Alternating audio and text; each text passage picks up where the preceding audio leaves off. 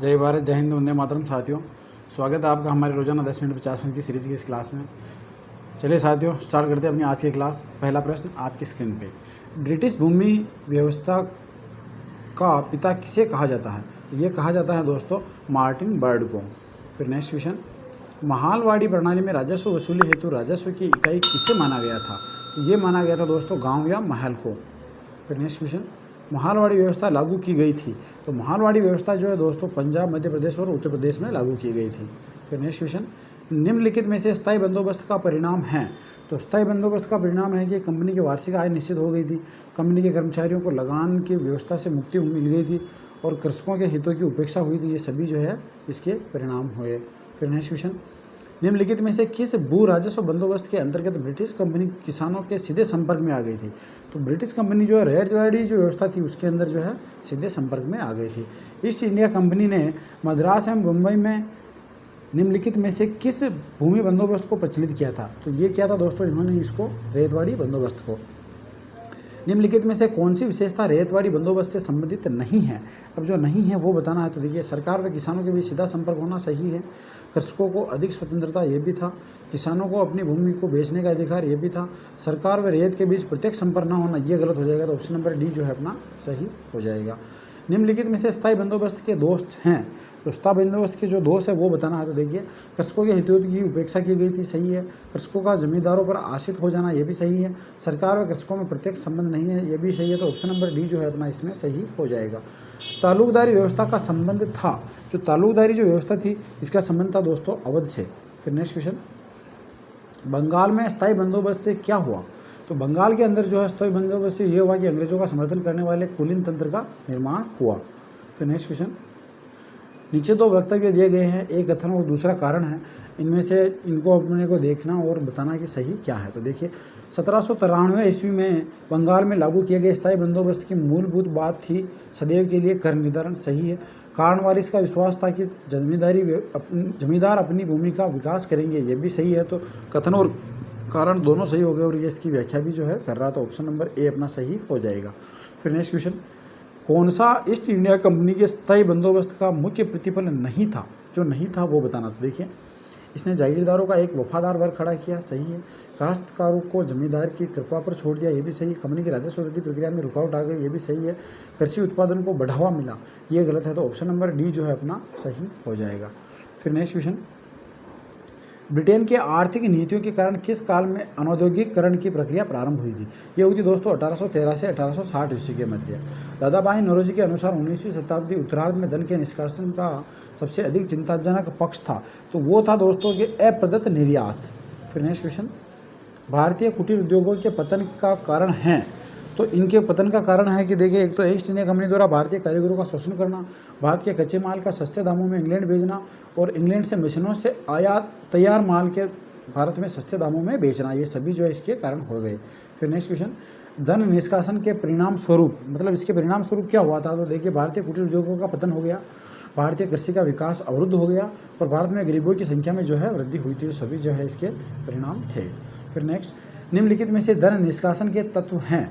तो देखिए, अंग्रेज अधिकारियों की पेंशन और भत्ते ये भी है, विदेशों में लिए गए सार्वजनिक ऋण ये भी है, भारतीय निवेशकों को गद्दी पर बिठाकर उनसे धन प्राप्त करना ये भी है। तो ऑप्शन नंबर डी जो है अपना सही हो जाएगा। भारत के अनेक व्यक्तियों में से 3 भारतीयों ने 1870 से 1905 के दौरान भारत पर ब्रिटिश राज्य का ज्वलंत आर्थिक विश्लेषण किया था। निम्न में से वे 3 भारतीय हैं। तो इनमें से अगर देखा जाए तो रानाडे, नौरोजी और आर.सी. दत्त, ये जो है वो तीनों भारतीय हैं। कावसजी नानाभाई द्वारा 1853 ईस्वी में प्रथम कपड़ा मिल की स्थापना की गई थी।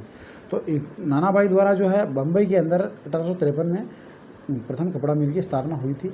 महालवाड़ी बंदोबस्त व्यवस्था को किस रेगुलेशन के नाम से जाना जाता है? तो इसे जाना जाता है दोस्तों रेगुलेशन 7। फिर नेक्स्ट क्वेश्चन, महालवाड़ी भू राजस्व व्यवस्था की कार्यप्रणाली की समीक्षा करने के लिए कौन गवर्नर जनरल इलाहाबाद आया था? तो वो गवर्नर जनरल थे दोस्तों लॉर्ड विलियम बेंटिक। फिर नेक्स्ट क्वेश्चन, पुराने गारंटी व्यवस्था के अधीन रेलवे में निवेश करने वाली ब्रिटिश कंपनियों को गारंटी लाभांश का आश्वासन था, तो इनको कितने प्रतिशत का था? तो वो था दोस्तों 5% का। फिर नेक्स्ट क्वेश्चन, ब्रिटिश भारत में रेलवे उपयोगिता पर किसने यह टिप्पणी की? ब्रिटिश भारत में रेलवे की कोई उपयोगिता नहीं है, यह दूसरे की पत्नी को अलंकृत करने जैसा है। तो ये था दोस्तों बाल गंगाधर तिलक। फिर नेक्स्ट क्वेश्चन, भारत में पहली बार किस गवर्नर जनरल के समय में तार व रेल सेवा प्रारंभ की गई थी? तो ये हुई थी दोस्तों लॉर्ड डलहौजी के समय। ऑप्शन नंबर ए ही जो है अपना इसमें सही हो जाएगा। फिर नेक्स्ट क्वेश्चन, नीचे दो वक्तव्य दिए गए हैं, कथन और कारण है, अपने को सही और गलत का जो है यहाँ पे पहचान करनी है। तो देखिए, रेल निर्माण की गारंटी प्रणाली के तहत कंपनियों को उनके पूंजी निवेश पर न्यूनतम 6% लाभांश की गारंटी दी गई, ये तो गलत है। इस गारंटी प्रणाली ने भारत के धन के बहिर्गमन में भारी योगदान दिया, ये सही है। तो ए गलत हो जाएगा और आर सही हो जाएगा। तो देखिए इसमें से ऑप्शन नंबर जो है अपना डी सही हो जाएगा। फिर नेक्स्ट क्वेश्चन, भारत में स्थापित होने वाला पहला वाणिज्यिक बैंक कौन सा था? तो पहला वाणिज्यिक बैंक था दोस्तों बैंक ऑफ कलकत्ता। फिर नेक्स्ट क्वेश्चन, भारत में सर्वाधिक पूंजी निवेश किस क्षेत्र में हुआ? तो भारत में जो है सबसे अधिक पूंजी निवेश हुआ था रेलवे, बैंकिंग, बीमा और जहाजरानी में। फिर नेक्स्ट क्वेश्चन, 18वीं शताब्दी में बंगाल से निर्यात होने वाली प्रमुख वस्तु निम्न में से कौन सी थी? वो वस्तु थी दोस्तों सोना। फिर next question, British east India company ने भारत में व्यापार पर अपना अधिकार कब खो दिया था?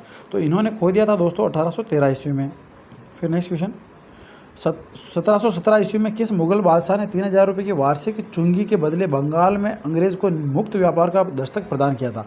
तो ये थे दोस्तों फर्रुखशियर। फिर नेक्स्ट क्वेश्चन, भारत में आने वाले प्रारंभिक उद्योगों में से कौन सा मशीन पर आधारित उद्योग नहीं था? तो जो मशीन पर आधारित उद्योग नहीं था उसमें थे दोस्तों लौह और स्टील उद्योग। ऑप्शन नंबर सी अपना सही हो जाएगा। भारत में अंग्रेजों की मुक्त व्यापार नीति का क्या उद्देश्य था? तो इस नीति का उद्देश्य था कि भारतीय कच्चे माल के इंग्लैंड निर्यात तथा ब्रिटिश तैयार वस्तुओं के भारत आयात पर लगे सभी प्रतिबंधों को जो है हटाना।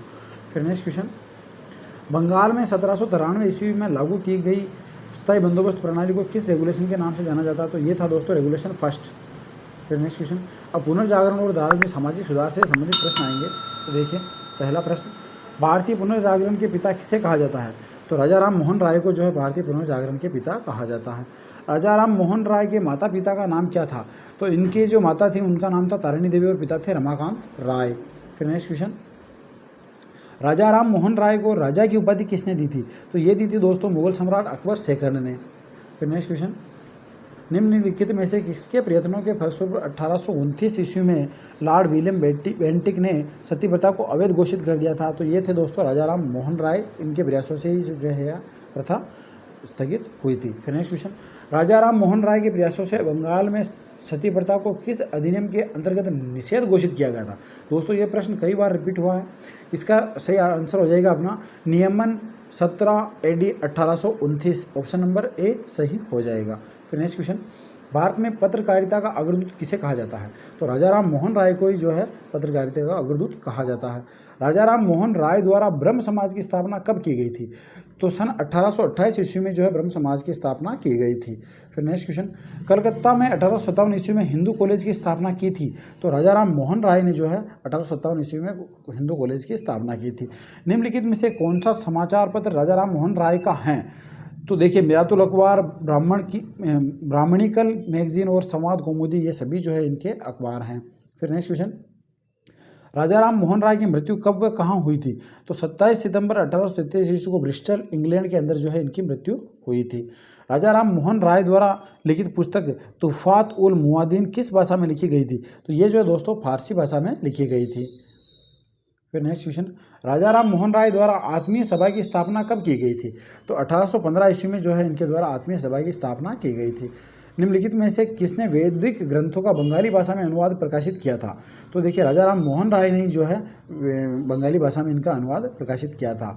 तुफत उल मुआदिन राजा राम मोहन राय द्वारा लिखित लेख हैं, तो ये मूर्ति पूजकों के विरुद्ध जो है एक लेख था। फिर next question, Calcutta Unitarian society का संस्थापक कौन था? तो राजा राम मोहन राय जो है इस संस्था के संस्थापक थे। The precept of Jesus the guide to peace and happiness नामक शीर्षक पुस्तक को निम्नलिखित में से किसने लिखा था? तो ये लिखा था दोस्तों राजा राम मोहन राय ने। फिर नेक्स्ट क्वेश्चन, तत्वबोधिनी सभा की स्थापना कब की गई थी? तो 1839 ईस्वी में जो है तत्वबोधिनी सभा की स्थापना की गई थी। अब यहाँ दो सूचियाँ दे रखी हैं, इन सूचियों को जो है अपने को मिलाना है। तो देखिए ब्रह्म समाज राजा राम मोहन राय ने स्थापना की थी, आर्य समाज स्वामी दयानंद सरस्वती ने, प्रार्थना समाज महादेव गोविंद रानाडे ने, और रामकृष्ण मिशन जो है स्वामी विवेकानंद ने स्थापित किया था। तो ये थी दोस्तों अपनी रोजाना 10 मिनट 50 मिनट की सीरीज़ की आज की क्लास। आशा करता हूँ आपको क्लास पसंद आई होगी। अगर क्लास अच्छी लगी हो तो लाइक शेयर और सब्सक्राइब जरूर करें। धन्यवाद।